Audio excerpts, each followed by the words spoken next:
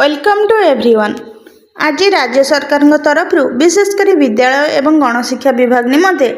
Odisha school education program authority तरफ गोटे नुआ निर्देशनामा आसी। ए निर्देशनामाटे रही सेप्टेम्बर 20 तारीख 2025 रे। तो ये निर्देशनामाटी कौन रही आम बर्तमान जाना स्पेशली यह गोटे कंपिटिशन निमंते आसी। देखो यही लेटरटी रही समस्त डीओ डीपीसी सब ओएभीएस विद्यालय को समस्त विद्यालय को यही लेटरटी रही। तो ये लेटर कौन रही आम जाना बर्तमान देखु यार सब्जेक्ट रही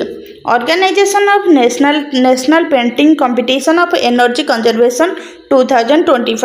अर्थात एनर्जी कंजर्वेशन 2025 निमंते जो चित्रांकन प्रतियोगिता करा से संबंध में रही।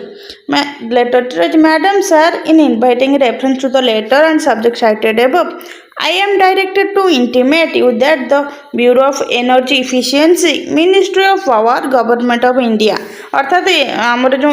Energy efficiency ministry of power government of India गोटे लॉन्च करछे नेशनल अवेयरनेस का ऊपर ना एनर्जी कंजर्वेशन उपरे। अर्थात आपण मानको जणा थिबो आमर पृथ्वी रे जो शक्ति संबल क्षय चली ताहार संरक्षण निमंते विभिन्न प्रकार सचेतनता कार्यक्रम करा जाउछि। तन्मध्यरु यहाँ गोटे तो आमर जो रही ministry of power government of India गोटे नेशनल अवेयरनेस करुछि कहा ऊपर कैंपेन ऑन एनर्जी कंजर्वेशन अर्थात शक्ति संरक्षण उपरे।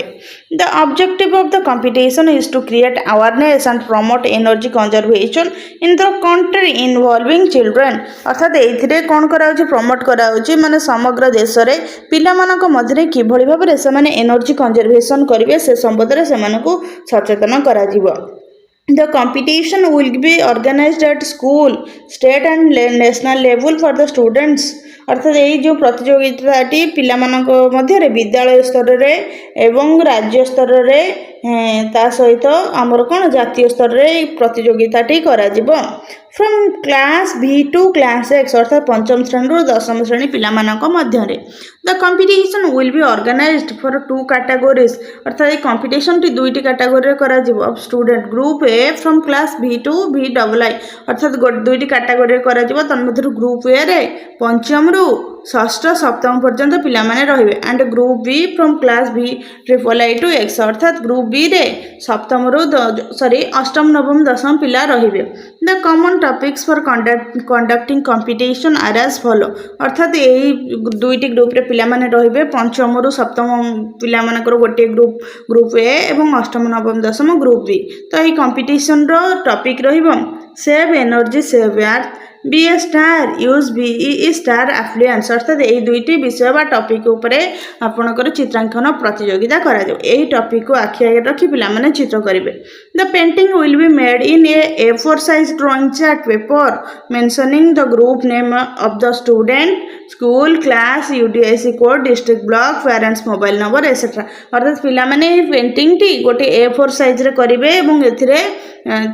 सेमानकर ना ग्रुप रो ना पिलांकर ना विद्यालय यूडीआईसी कोड आउ तांकर जिला ब्लॉक एवं पितामातांकर मोबाइल नंबर सबू रहिबो। ता सहित school should submit top 2 entries from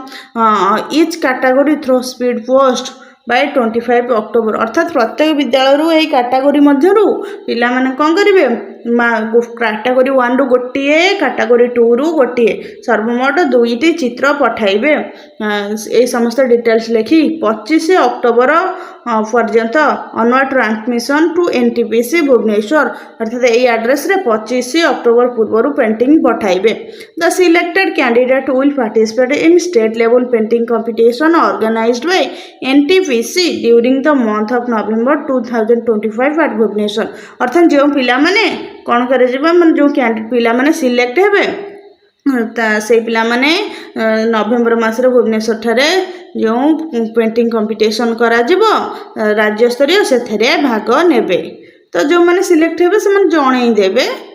सरकार तरफ। Further the school are advised to send the painting made by the students directly to the NTPC Limited Eastern Region to headquarter 3rd 5th floor OLIC building Nayapalli अर्थात आपण speed post रे पठै परिबे किंबा directly मध्य एई address रे नै कि देई पारिबे अर्थात समस्त डिटेल्स लेखिक स्पेशली डायरेक्टली देबा पई कि मध्य कुहा जाउछि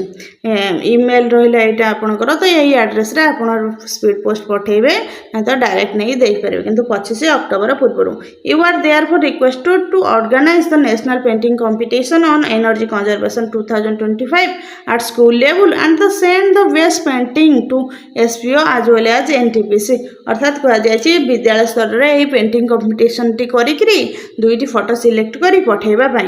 your activity cooperation is highly solicited अर्थात एइथरे सहयोग करबा निमंते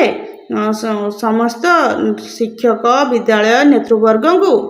परामर्श दि जाइए अनुरोध कराई तो विशेषकर देखा गले वर्तमान समय आम जो शक्ति संबल क्षय होती निमंते पिला माने जानिबा दरकार एवं किभली आमर शक्ति संबल क्षय को रोक जाई परिबो एवं तार से शक्ति संबल निमंते अन्य क्यों शक्ति संबल उद्भावन करा जाय कि अन्य जो संबल रही एनर्जी सोर्सेस रही ताको किपरि व्यवहार करी जीवन जीविका निर्वाह करा जाई परिबो से दिगरे सचेतनता करने निमंते सरकार तरफ यही कार्यक्रम टी करा जाउछि तो जो विद्यालय पिला माने सब अछंती से विद्यालय समस्त स्कूल टीचर्स एवं हेडमास्टर विद्यालय स्तर रे कंपटीशन टी आयोजन करी बेस्ट टू पेंटिंग सेंड करने को यही लेटर रे जणाई दिया जाइछि।